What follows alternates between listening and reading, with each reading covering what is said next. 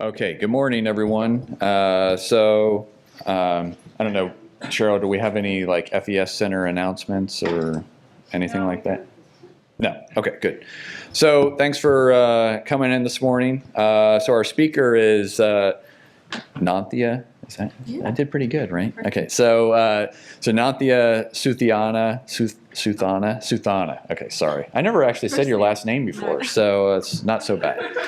So she's a really up-and-coming rising star in this whole world of brain implant electrophysiology, and I'm really excited to see some of her new results, and I think you'll be impressed as well. So she did her, she grew up in LA, she finished her bachelor's at UCLA, did your PhD at UCLA, did a postdoc at UCLA, and now she's a faculty member at UCLA. So I thought that it would be good for her to expand her horizons and actually like see something different. So I invited her to come out here, and so unfortunately we picked like the coldest day ever for her to visit. So that didn't work out real well. Anyway, I think it's going to be fun, and yeah, looking forward to hearing. Yep. Thank you for inviting me. It's actually nice, you know. I forgot. Oh. Thank you. Thank you. I appreciate it.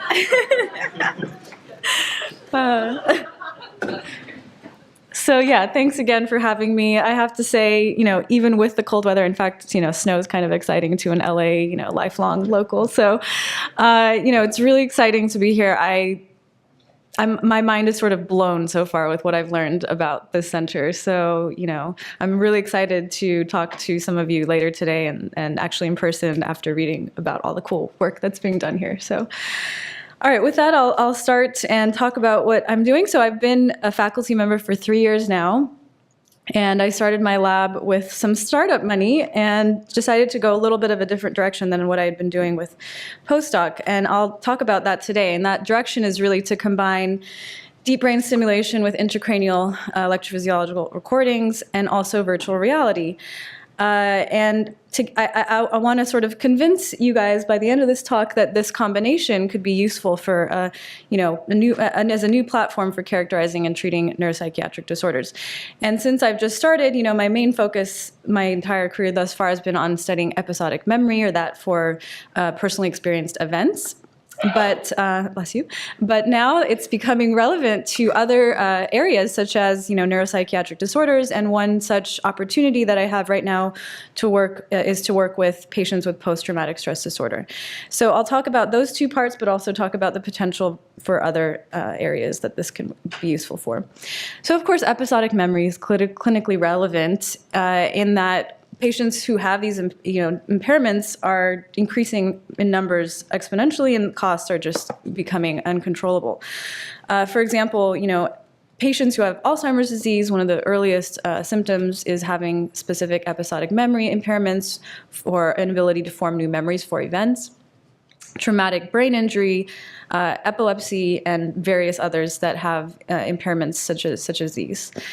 Now, what we know about episodic memory, a lot of it comes from the very first patient that was epileptic from early age and had surgery to remove medial temporal lobes. Shown in red here is reconstruction of his brain since he's passed on.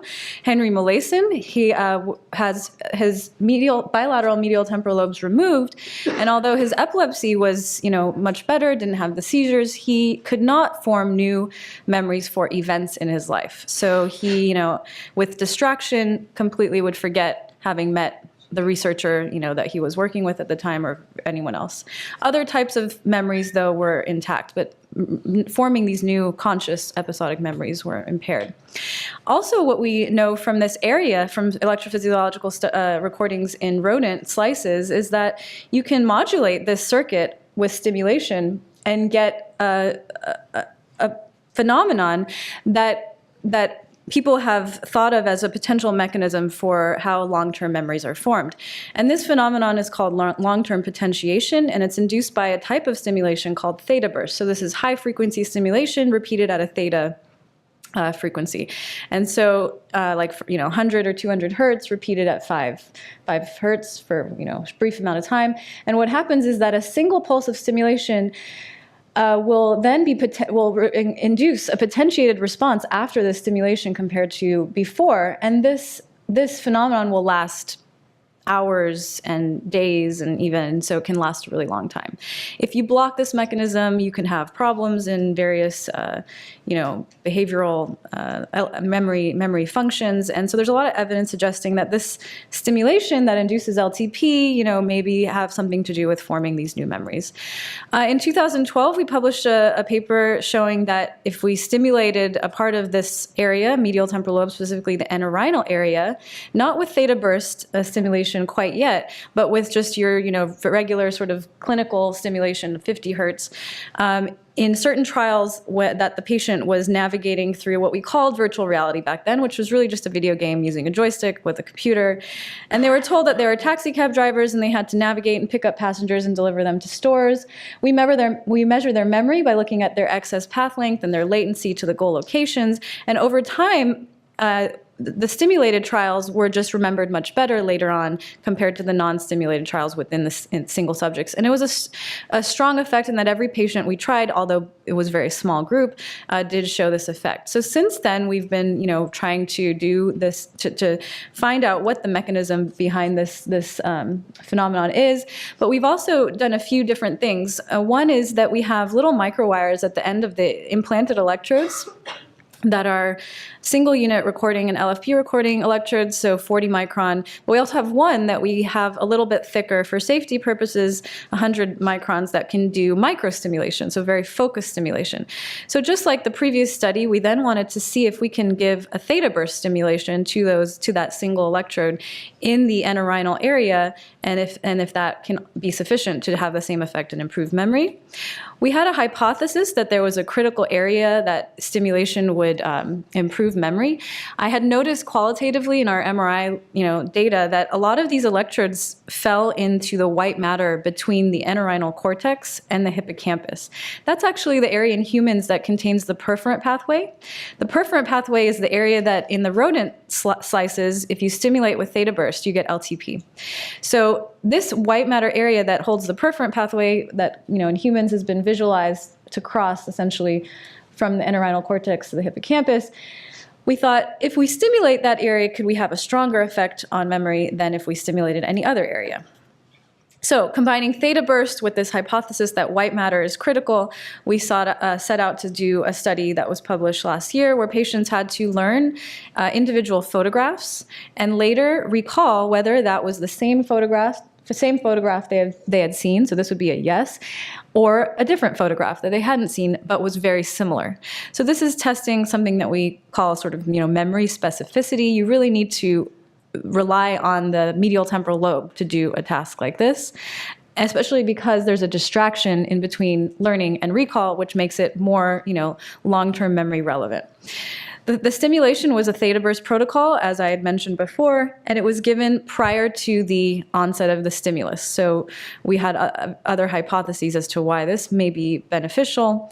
And then the results are the following. So in all patients except for one, we saw an improvement with stimulation, theta-burst stimulation of the entorhinal area on the right side, the right hemisphere. So a positive slope line indicates that a subject improved with stimulated trials compared to non-stimulated trials.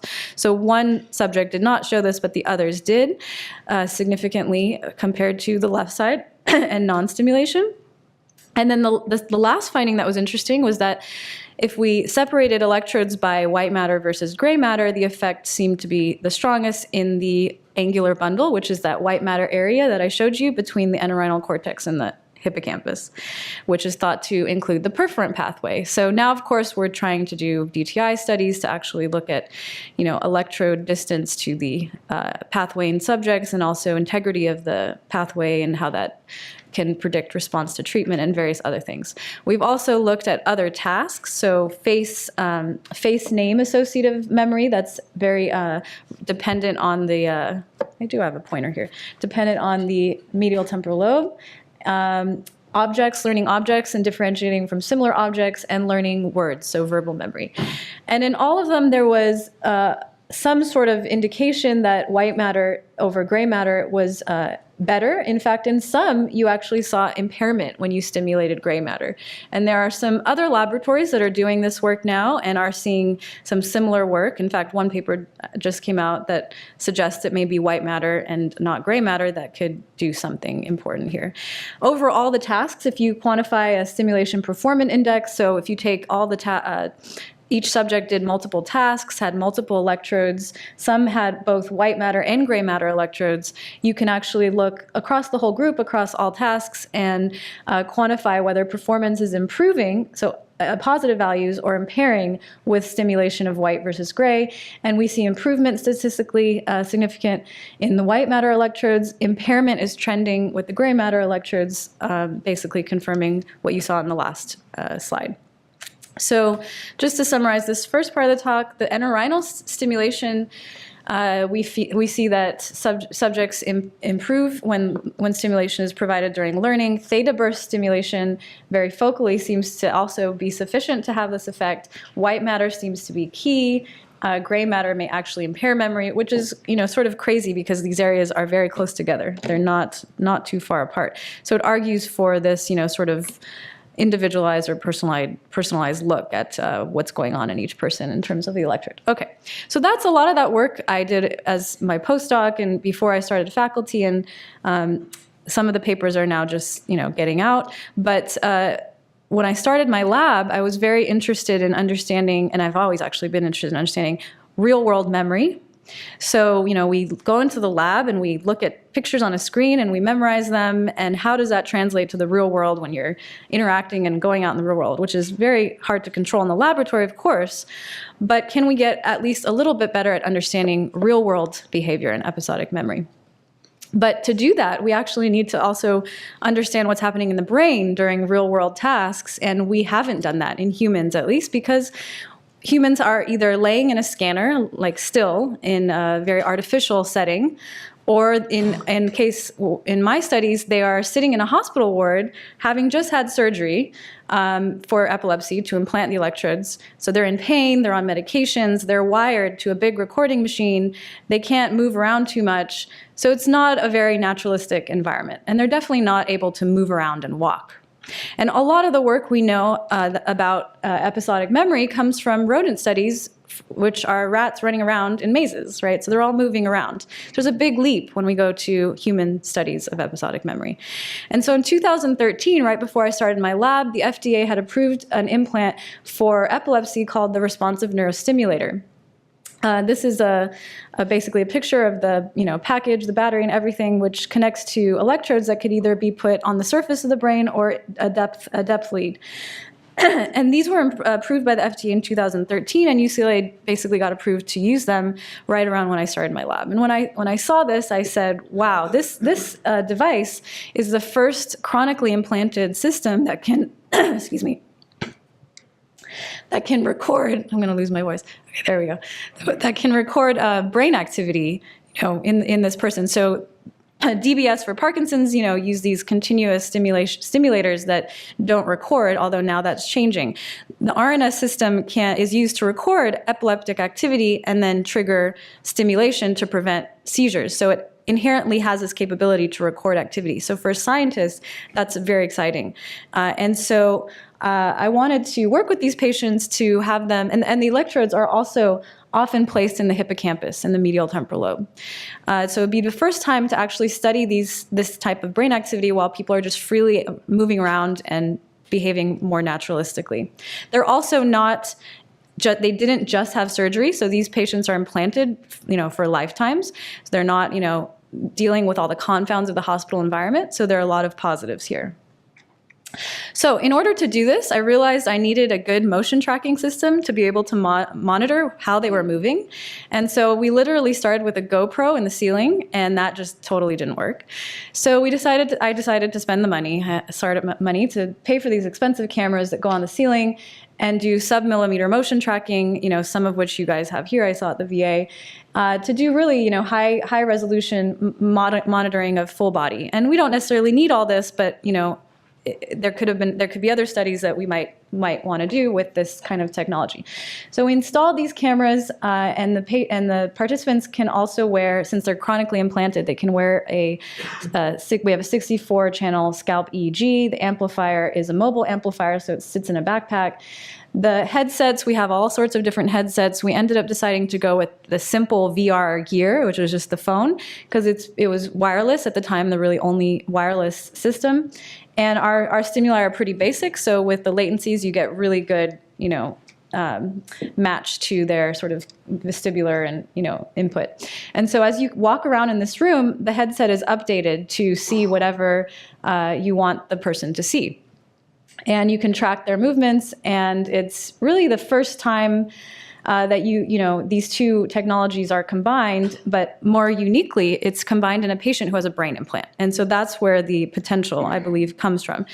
And so this was one of the first recordings that we got from a patient just walking around the room, not even with VR. And this is a hippocampal recording, and I don't know if you are a rodent electrophysiologist and you're using theta oscillations, you'll recognize this. We have never seen these kind of clear theta oscillations in humans before in stationary tasks. So this was very exciting for us. But this is just showing a video of what this setup looks like. This is actually a patient with an electrode here. You'll see a little electromagnet that we put on the head that's over the implant.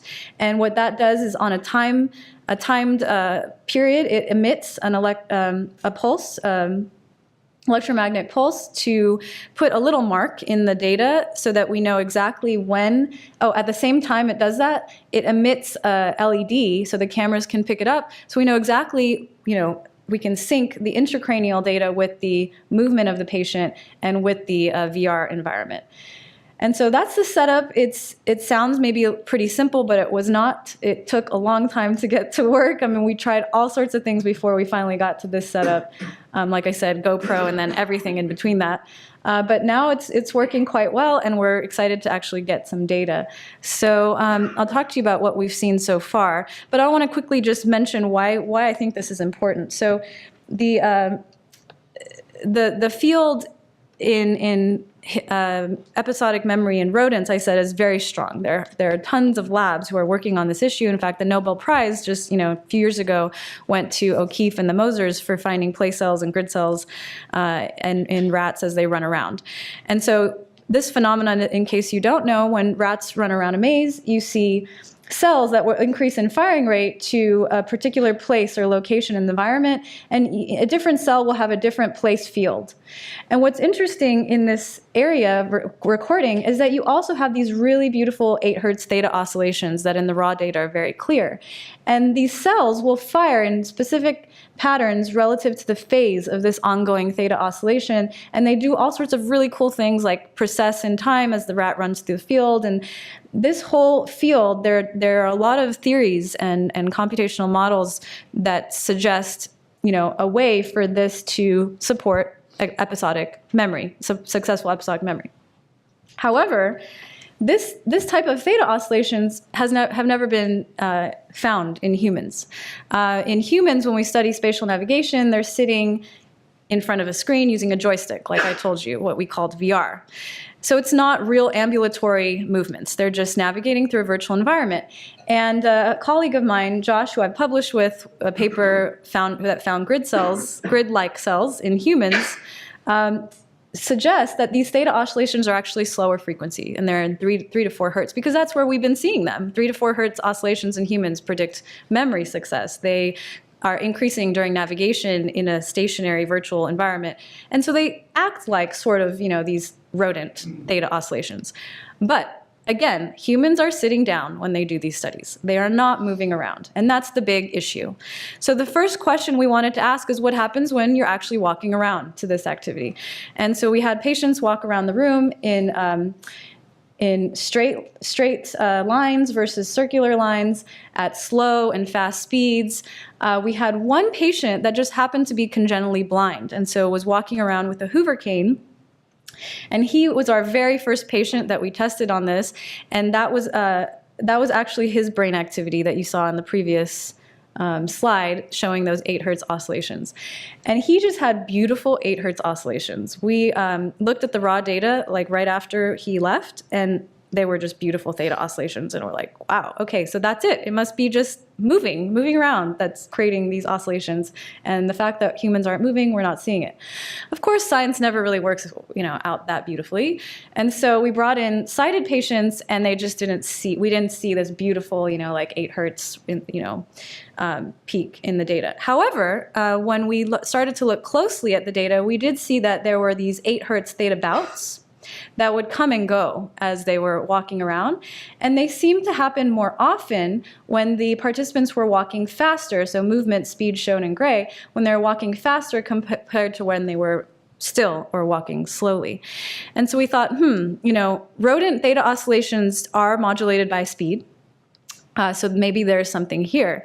And so we looked at it, a little further, of course, and saw indeed that they were modulated by speed, and that these 8 hertz, 6 to 9-ish hertz, a little variability across people, significantly increased in prevalence. So this is the episode, basically the prevalence of these theta bouts quantified, over time, over across time, during fast movements compared to slow movements.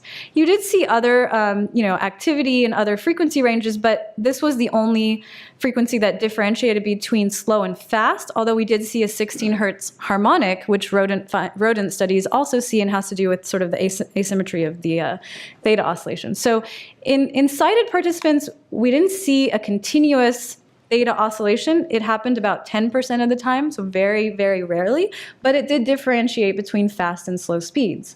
What's interesting is that in the blind patient, it was just much more prevalent, and it was also differentiating between fast and slow speed along with that harmonic. So some very interesting questions we started to have after this that we were not anticipating, and this is when science starts to go into like a weird direction, and you just follow it because that's what it's telling you. So we brought back in the sighted patients and we blindfolded them, but I'll tell you about that in a second. We wanted to look at whether these oscillations were happening more often or whether they were just increasing in their duration. And so we looked at their prevalence versus their duration, and found that the duration of these oscillations wasn't changing based on walking speed.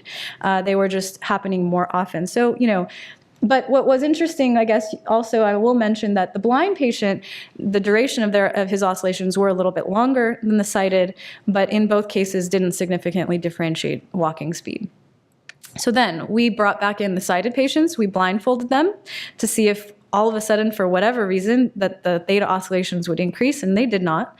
But, sighted patients walking around with a blindfold are not walking very well, and they're not doing it as seamlessly as the blind patient who's been, walking blind for his whole life and actually does a very good job at navigating and learning the layout of the room.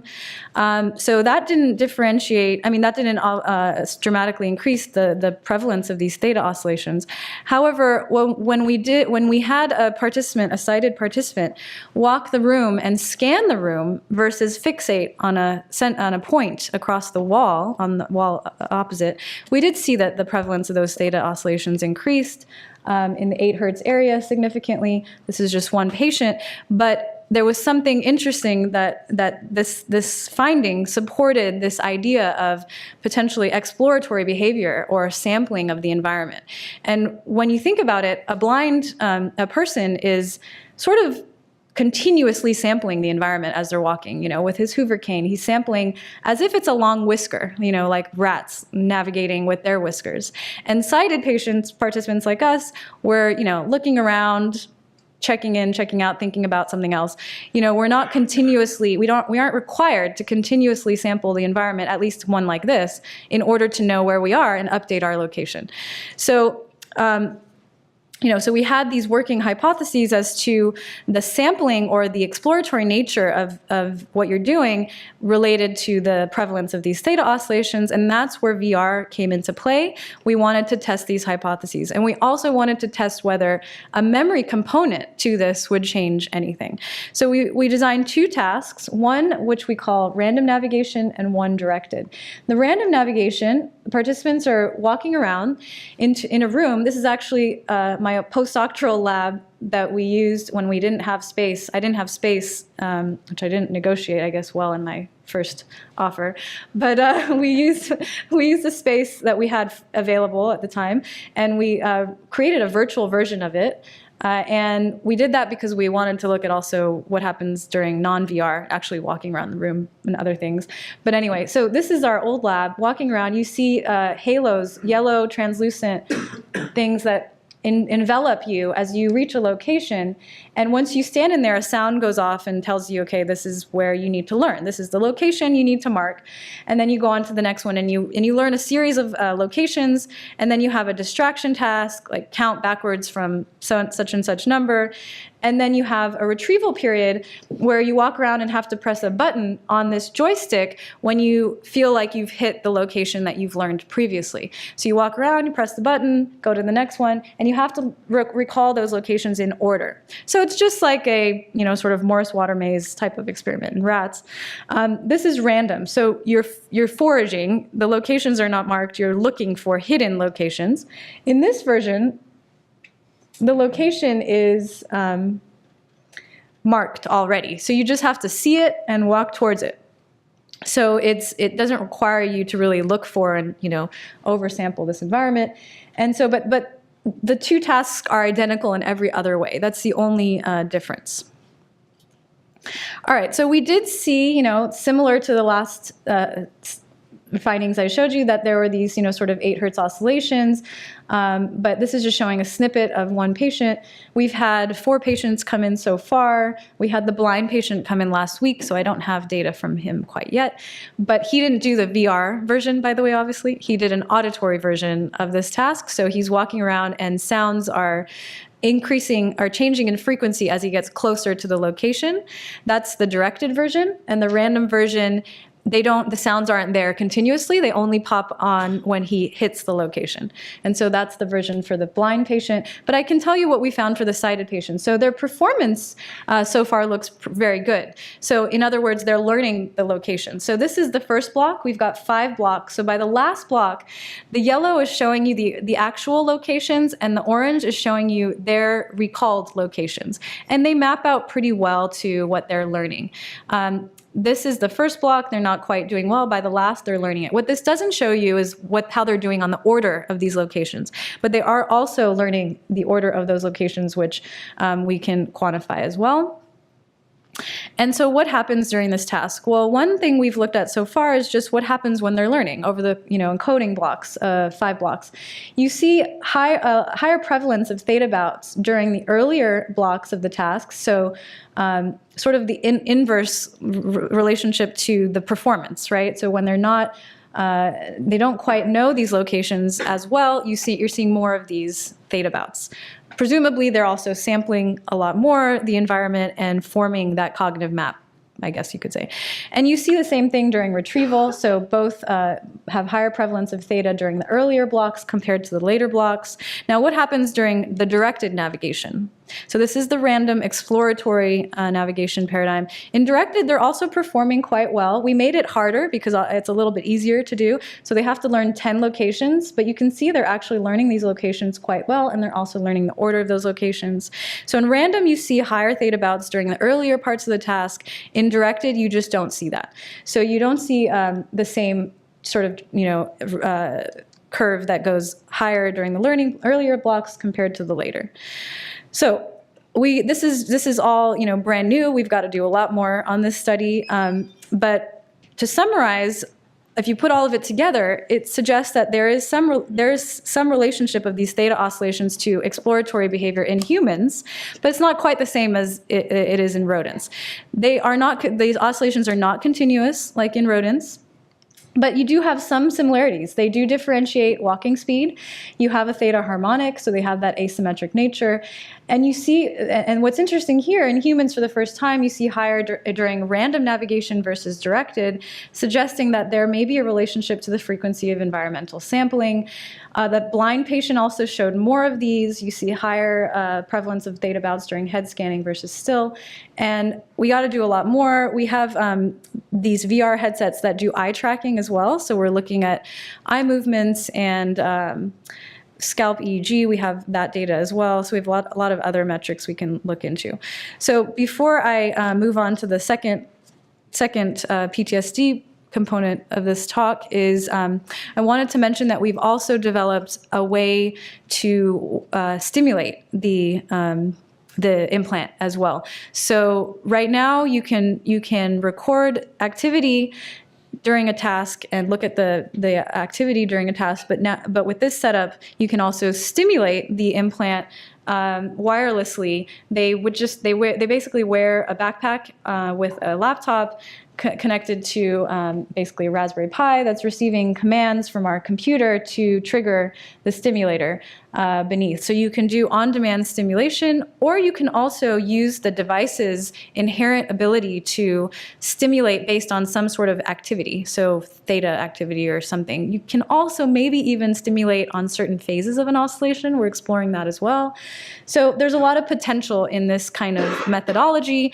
The system is purely clinical, so the company, is not, doing anything to support really the research side of it, but that's where, folks like us can come in and develop some ways to make it research friendly, so others can use it. And so with that, I just want to emphasize that I really do believe that this setup we have at UCLA should be translated to other places, and I'm hoping that people can start to do this in other universities, because I think it's a new opportunity to study all sorts of behaviors.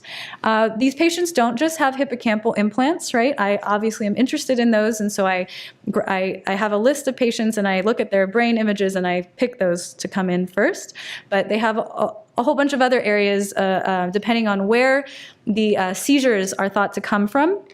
And that reminds me to make another note, which is that this is epileptic areas that we're recording from. So we also always have to be cognizant of that confound.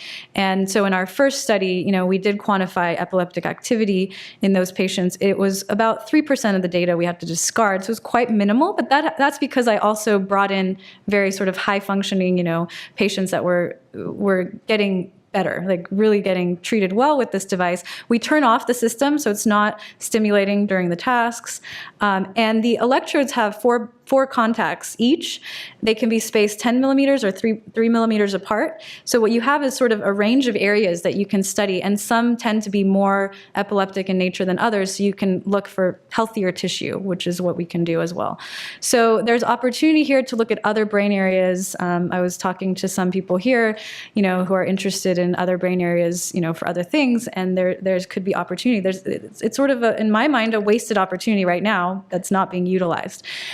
So opportunity, a setup for stimulation recording of intracranial EEG activity during freely moving tasks in humans, without motion artifacts and confounds of other hospital variables.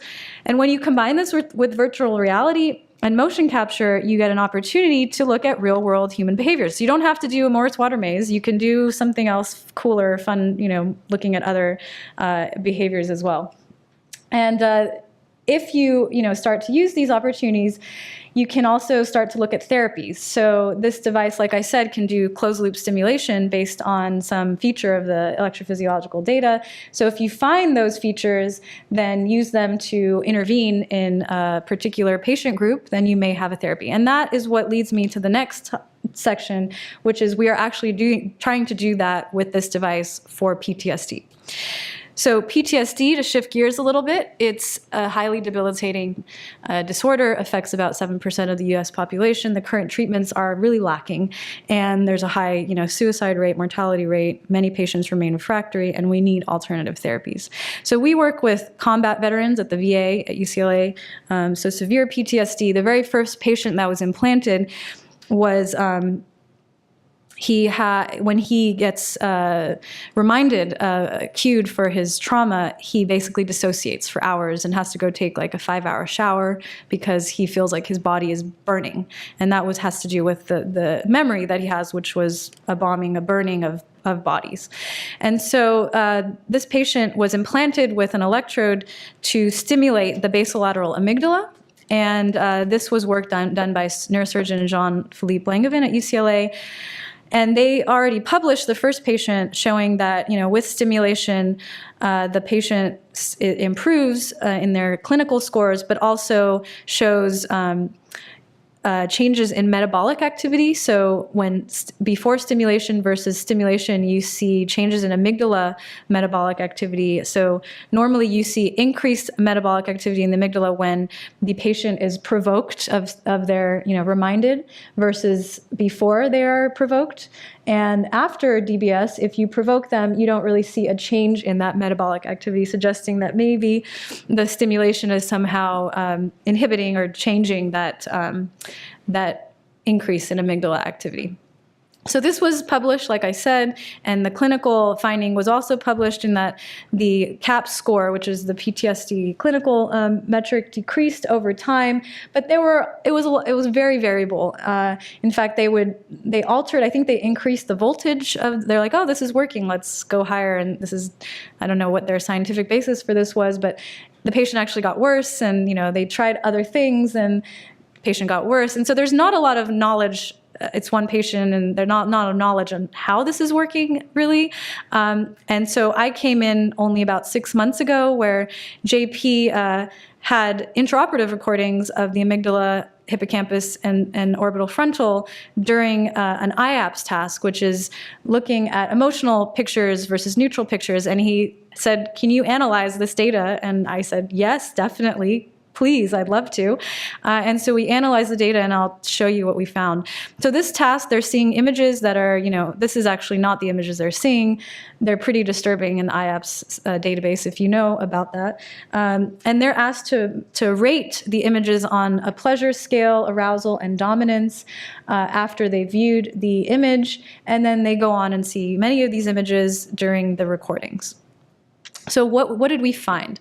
So I'll present the big finding first, which is that in the basolateral amygdala, in the electrode that's in the basolateral amygdala, you see an increase in theta activity after the onset of negatively rated images compared to positively rated images, and this is around the 6 hertz range. So this is not the same as the 8 hertz ambulatory theta.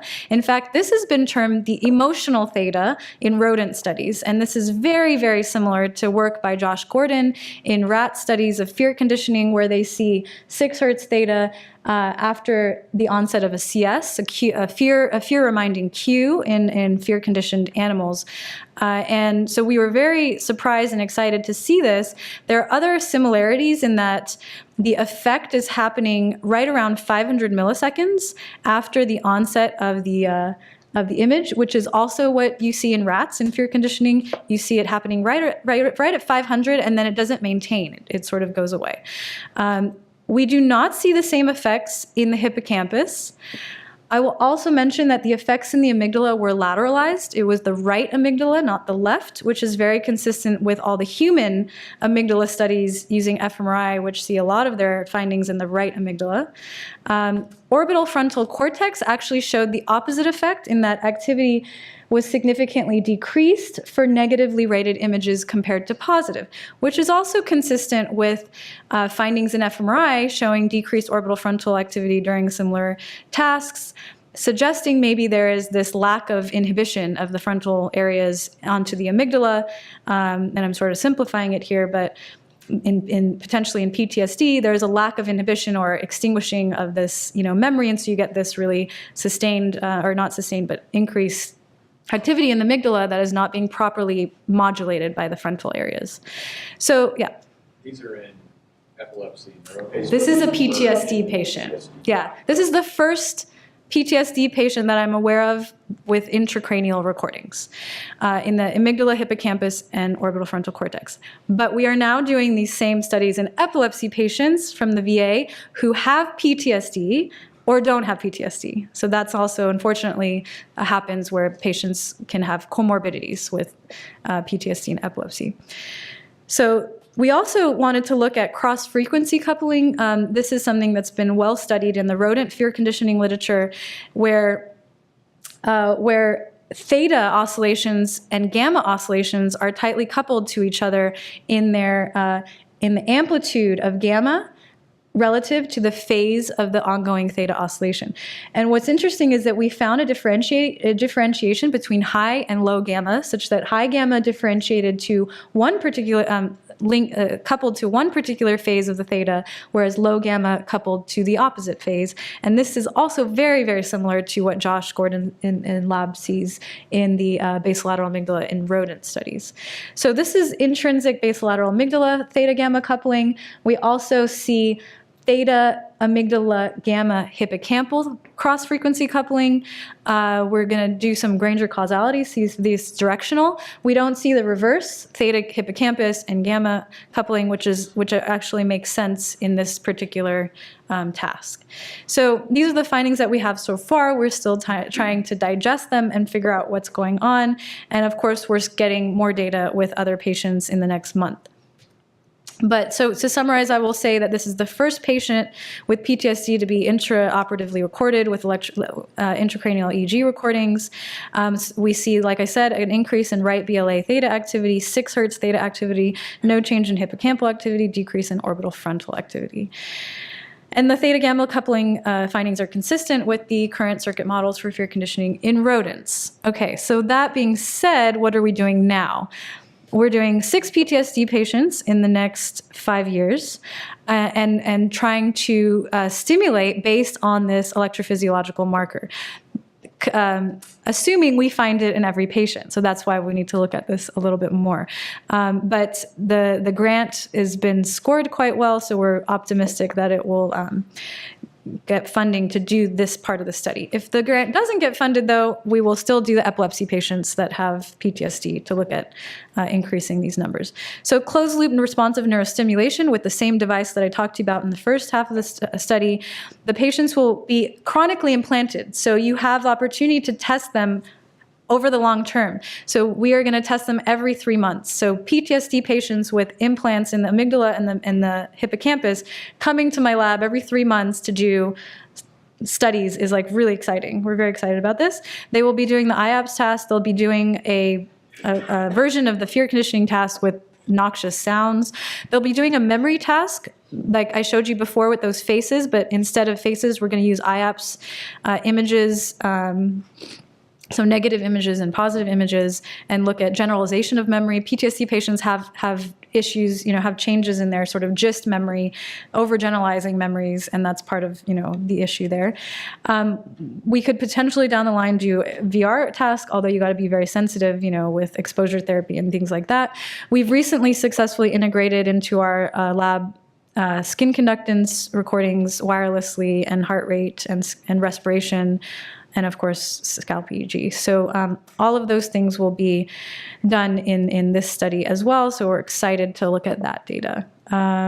So I'll end there, really. Actually, I'll almost end there, but I'll just summarize all of this to remind ourselves that I think this platform can be utilized beyond what I'm doing in my own laboratory for various other neuropsychiatric disorders or basic science questions that you may have when you combine brain implants, motion tracking, virtual reality, behavioral cognitive task, intracranial EEG, scalp EEG, deep brain stimulation, and any other biometrics that you want.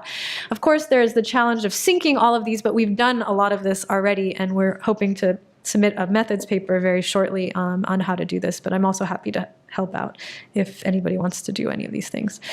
Since I started the lab, am I okay on time? Okay. Since I started the lab, I was sort of keeping to myself for the first year, and then my chair stumbled in on what we were doing with the startup funds he gave me and realized that it could be useful for other labs. So a lot of other PIs at UCLA reached out to me because I don't use the lab every day. I use it, for troubleshooting patients. We have about 10 patients a year, so not a lot. They do come in a couple times a year, but that's really not a lot of patient days, right? But the rest of the time you can call it playing, but we're fiddling with all these tools, and maybe my students are playing games in there, I don't know, also, but because there's some cool stuff, cool technology in there I'm sure you could do. Little things like outreach for high school students and things like that, and looking at VR brains and things like that. So since we started, some other labs at UCLA have used it for body dysmorphic disorder and anorexia. I can tell you about that. Parkinson's disease for gait analysis. Like I said, post-traumatic stress disorder. Neuroanatomy education, there's the Brain Mapping Center and a professor in the arts created a 3-dimensional brain that is actually real MRIs put together and turned into a brain. And then my programmer made it so that you could basically highlight certain parts of the brain and remove them and take them apart. And so this is being explored for teaching neuroanatomy to graduate students or medical students. In fact, the one thing that she did develop that I thought was pretty cool is the visual system. I hear that we went and asked medical students, what's the hardest thing that you have to learn in medical school? And they told us the visual system and all the deficits that happen due to damage in different parts of the pathway. And so she basically made an application that you can like damage certain parts of the visual pathway and then see what happens to the visual field. And that seems to be pretty useful for educating that area of the course. And then my chair at the time, who's since gone, was very interested in using it for surgical training, but he's left since, so we haven't done much with that. But I'll show you just one thing that this was like a week of work for Diane, who's my, like, I call her like a super programmer, one of those like childhood prodigies that just taught herself everything. We have a scanner that can turn any object or person into a virtual avatar. And she used this to scan certain people to look at body dysmorphic disorder, where people have these very altered perceptions of what they look like. And the current way to track their therapeutic improvement is for them to circle one of these characters, either male or female, and that's how they track them, which is crazy to me. That's really not very good. So we thought, okay, VR would be much better. So this is just a quick 1 week, try to do it, where she scanned someone. She blurred out their face, for purposes of anonymity, but you can essentially change the length and the size of each of the body parts.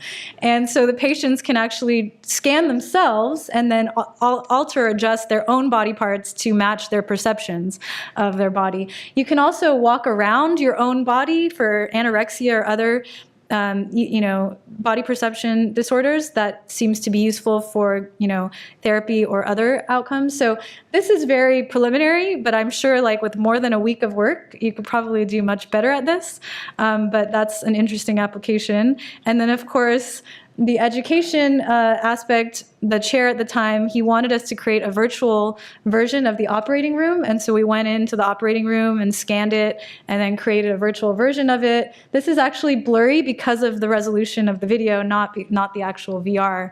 But you can walk through the UCLA operating room and it's really quite clean and very, very nice. That's as far as it's gone though, because like I said, this is not my area and we don't have funding for this, but that was an interesting sidetrack experiment. And with that, I'll just mention some other technologies that are coming out in the last year. And so I'm always watching them and looking at other ways we can push this platform into future directions. So one area is augmented reality. Of course, there are lots of headsets out there, one Magic Leap being one of them.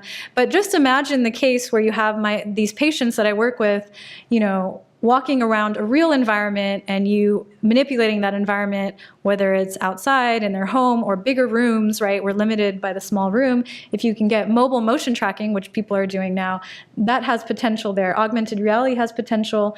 This is a virtual avatar created by Magic Leap, which I thought was one of the best I'd seen so far in terms of the realism of the avatar. And so for looking at, social interactions or, emotions, there's a lot of potential there as well. And of course, there's all sorts of technologies coming out like every week. There's like something else. So, for graduate students, trainees who are interested in this kind of thing, there are interesting opportunities. And I say, don't be afraid to, try the hard stuff and try something new. So with that, I want to thank the people who are doing all this cool work in the lab. This is a very multidisciplinary team. Zara is a physicist, PhD, who first authored on a lot of these studies. We have neuroscientists, electrical engineers helping implement all the accessories to work with the systems, and also working on a novel brain implant that is high density through a DARPA project as well. Diane, who I said was the super programmer in the lab, and I have incoming members who computational neuroscience and a Bio-E MD PhD student who's going to join next year. So with that, I just want to say thanks to all the clinicians, the neurosurgeons. I work with several neurosurgeons, neurologists, psychologists, lots of people, industry, collaborators, and of course, the Brain Initiative for funding me right when my startup funds ran out, basically. And thank you to the whole team and all of you guys for listening. Thanks.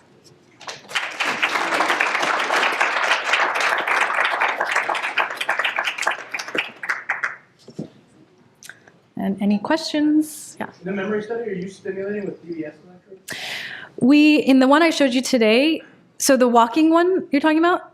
Or the, yeah, the walking one, I didn't present any of that data, but we are. We've tried 1.5, I'll say, the second patient, so we've did a lot of testing just to make sure that it's working and it's doing what we want. We're also characterizing the errors, and, there's a lot of issues with, like, if you, like, stimulate, you get, it's complicated. You get artifacts obviously with the EG when you open telemetry. There's multiple ways to trigger the stimulation, so we're exploring all the different ways to do that. And so we don't have actual, like, scientific data to present yet, but we're hoping to. That's the next year. So the next year is to do some of that work and also do some augmented reality work with these tasks, and hope to learn something new about that as well. Thank you. That was a fascinating talk. It's fascinating. Great. I have two questions. One is related to the epileptic study that you did with. You were trying to record this theta activity, but maybe these patients have treatment because of epilepsy. So, do you think maybe the treatment can affect, can inhibit some of this theta activity? That could be a possibility here. And that's what, you're having some, troubles in getting and seeing a clear pattern. And the other point there is that many people have found that the way you record, okay, the filters you use, the electrodes you use, can affect a lot how you filter the signal and all that, if you actually see the signal. Okay, that's one question. The second question is with the PTSD, that if you, I don't understand the rationale. If you see more activity in the amygdala, why stimulate the amygdala? That, it could be a little bit counterproductive. How is the rationale to go and stimulate the amygdala if we see that the amygdala actually increase activity during the crisis? Yeah, so I'll start with that one since it's more on my memory right now. But so I was not involved in the decision for where to stimulate. I came in sort of after the fact. I mean, but after, and this is also not my area of expertise, but after I started reading about it, and talk to people, there's an alternative way to approach this, which is like stimulating the frontal, areas, which a lot of people think, which makes sense. So this study, they've done 2 patients already with basolateral stimulation, and they're improved, whether that's placebo or other things. That's one motivation for the both. It's bilateral. They're doing bilateral stimulation, and it's continuous stimulation, which, if you think about it, that's probably not high frequency, and it's not ideal, right, for their normal amygdala functioning, I would imagine. And I don't think they fully characterized those side effects potentially of that. But that's their clinical rationale for this, is that, and they also have a rodent study that they did this in, where they stimulated and they basically improved the symptom of this rat to bury this ball, So there's a lot of work that happened way before me to lead them to want to do this way. But there is also the frontal area, like I said, and so we've talked about that. The problem is ethically to put electrodes in both those areas with the current hardware. It's too risky. Like, you have to have 2 cranial implants to get frontal and amygdala. So you got to pick one or the other. And so they're going based on all their evidence in the rat and the first 2 patients, and the fact that there is this activity that increases that if they can somehow inhibit, and they're also exploring image guidance for this. Like, there's a whole group working on this, and I'm just doing a piece. That together is their motivation, I believe, for doing the amygdala. But, there could be better ways. I agree to do that. the other question was, yes, there are all sorts. So the first paper we published, and like supplemental materials are much longer than the actual main text, for looking at all sorts of other things like that relate to your first question. But at the end of the day, there could be things that we don't really fully capture. But I will say that we're always interested in looking at changes in the activity between two conditions, right? So, fast versus slow walking, subsequently remembered versus forgotten, all within subject, type of comparisons to make us a little more confident that what we're seeing is due to the manipulation of the experiment rather than some other confound that we're not capturing. So, my question is related to your first part, the EG patients, the epilepsy patients. So in those patients, you mentioned that you are recording through the chronic implanted electrodes. So those electrodes, right. What is the impedance of those electrodes? Just want to know. What are the impedances of those electrodes? Yeah, how big they are. How big they are? Yeah, so they are, 1.5 millimeter diameter. Mm-hmm. And, the impedances vary quite a little bit, but they're not, maybe 1 to 4, they're not crazy, obviously, but... And they're mainly for stimulation or just for recording? Both. We use for both, for stimulation and recording. Okay. Oh, sorry, what was your question? So I'm asking, are those electrodes for stimulation Yes. or recording? Both. They do both. Okay. So I think one reason why you are not getting very slow oscillations as people see in the mice, because of very low impedance of big electrodes. Oh, I'm sorry. So that study, we don't see theta oscillations in the stationary studies. Those electrodes we have all sorts of electrodes. We've got 40 micron electrodes, high impedance microwires. We have the 1.5 macro electrodes, low impedance. Yeah. So and we don't see it. We don't see 8 hertz oscillations in those studies with those patients. I'm talking about the chronic implanted. Okay, so chronically implanted, why we don't see the extremely low frequency oscillations? Yeah. So Okay. high frequency oscillation. Oh, The high. reason may be because those electrodes have very low impedance. Mm. So with low impedance, you cannot record higher frequency components. And We're not looking at super high. This is 8 hertz. We're looking at 8 hertz. Yeah. So I didn't present any gamma. The sampling rate on the system is like 250. So I'm not even looking at like high gamma, rate. The new system has 500 hertz though. We can start to look at those. But yeah, we're not looking at high frequencies in that study. And second question is, you mentioned something about wireless stimulation. What is Quasi that? wireless. So what I mean by wireless, meaning there's no, the implant is fully implanted and there's no wire, so we're using telemetry to trigger the implant to stimulate. And that's also high frequency stimulation? You can do GPS? whatever you want. So the device has certain range of parameters that you can program it to do.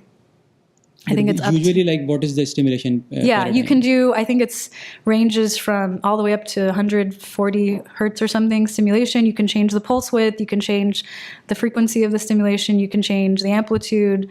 So 0.5 to maybe 0.5 milliamps and up to, so you can do a range of, we thought maybe you start with a Theta-burst. You can kind of do somewhat of a Theta-burst, but it's not a fancy system. This is in terms of engineering, this is sort of dark ages, the telephones from, with the wires, it's old, right? But this is what we have. And this is what the FDA after 10 years of approved, right?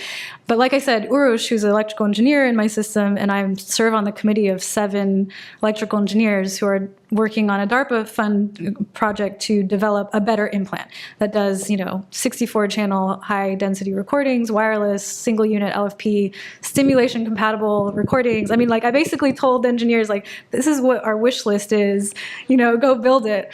But we're gonna have to wait 10 years, 20, I don't know. So they have a prototype though right now that's been IDE, it's going through IDE right now. It's about the size of my pinky, the tip of my pinky, the electronics that would be implanted in the skull, and then it could be interfaced with any electrode, essentially. So there's promise in that, I'd say. The future is very promising if we can get there, right? Just think of that. Right. Hi, thank you for that wonderful talk. I had a question about your learning study with the active exploration of the room and the way in which you're providing that learning information to people. So you were talking about with your able-bodied subjects, you were providing it through visual cues, but for your congenitally blind participant, you may do that through auditory cues. I was wondering if you think there may be some differences in the outcomes of the study based on the modality through which you're providing that information. Yeah, that's a great question. And I probably would have to have my sighted patients come back and do the auditory version, which we can do. That's the nice thing about these implants. They can come back anytime. In fact, some of them call us like every week. Like, can we come back and do more? And the blind patient, every week, I'm telling you, he's fantastic. I hope to work with him for our entire lives. In fact, he just told me last week that he didn't move to Texas because of us. He said, is there somebody in Texas I could work with? And he went and did research and he didn't see anybody doing that. And so he wanted to say, I don't know if that's totally true or if he's making me feel good. But yeah, no, I think that's a very interesting study. I will say though that there's some questions we can't answer, which is, that's probably the last congenitally blind patient I'm going to have that has electrodes here. And his brain could be inherently different in terms of modality of how he's doing these, the way he's doing it. He navigates with auditory, like bats, right? He bounces his Hoover cane off of objects and hears the sound that's emanating to learn the layout of the edges of the room to know where he's at. And so there's something, maybe very different too that's happening there. So I won't know. But what we can say is within him, is there a difference between the two conditions that we're looking at? And within the sighted patients, is there a difference? And is there any commonality there that we can look at? Or, so some things we can look at, some things we can't, and we could just guess. Well, I guess my question was more about, is there something inherently different about the visual information right. in an able-bodied person than perhaps auditory? Well, if you're just looking at hippocampal oscillatory activity, I would say no, I would guess, because it gets information from all of the senses. And the idea for how it works is thought to be modality, independent, and that it's just encoding this information to be learned, whether it's visual, auditory, right? So the signals in there, based on all the literature, would suggest to me that there shouldn't be. But if you're in another brain area, then fine, I would say. But it's a guess. Yeah, just a quick question. I'm wondering if you thought about, I know you turn off the stimulation in the epilepsy patient, obviously. I wonder if you thought about turning it on and learning what it's doing Yeah. to the patient. I mean, it's other than the epilepsy, obviously, but does it affect the behavior, the memory formation, encoding?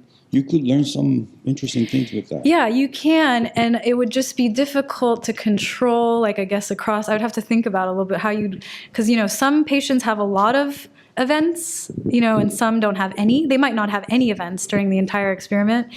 And because we work with such few number of patients in a study that I feel like it would be difficult to figure out the right way to do that. But yes, ideally in the long term, big picture, a lot of patients, if you're doing this at home, right? Like if they're playing Pokemon Go in their free time at home, right?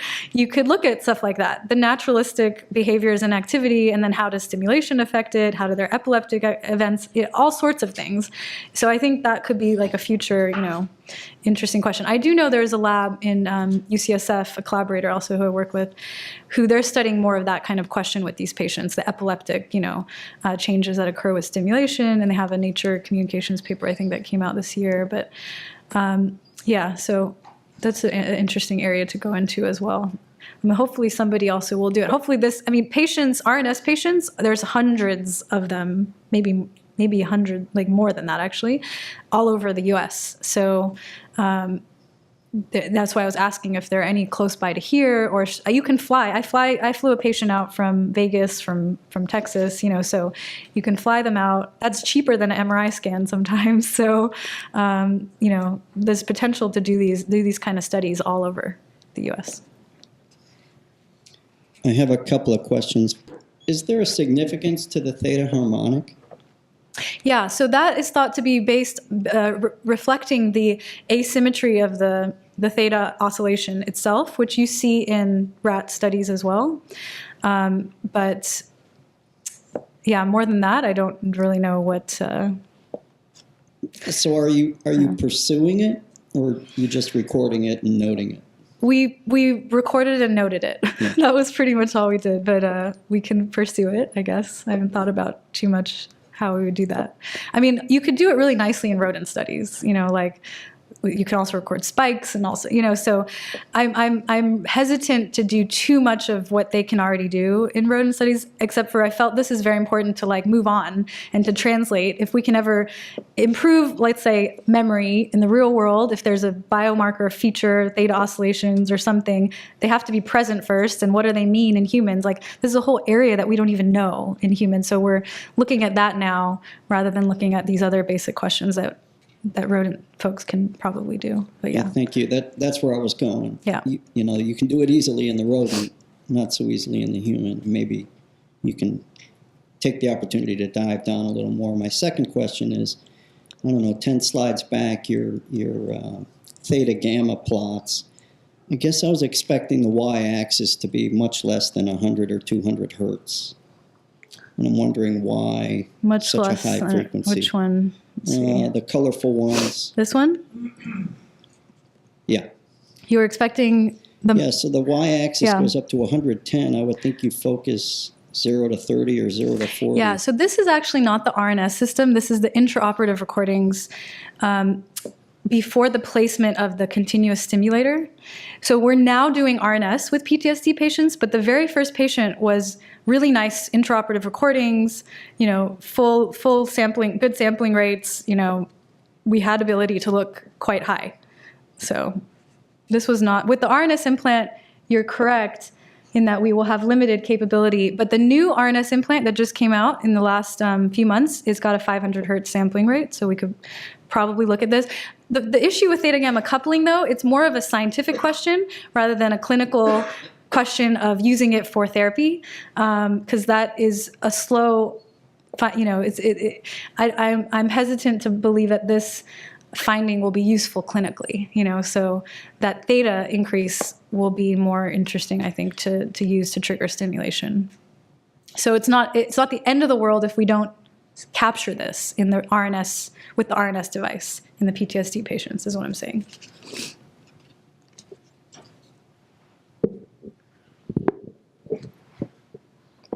All right.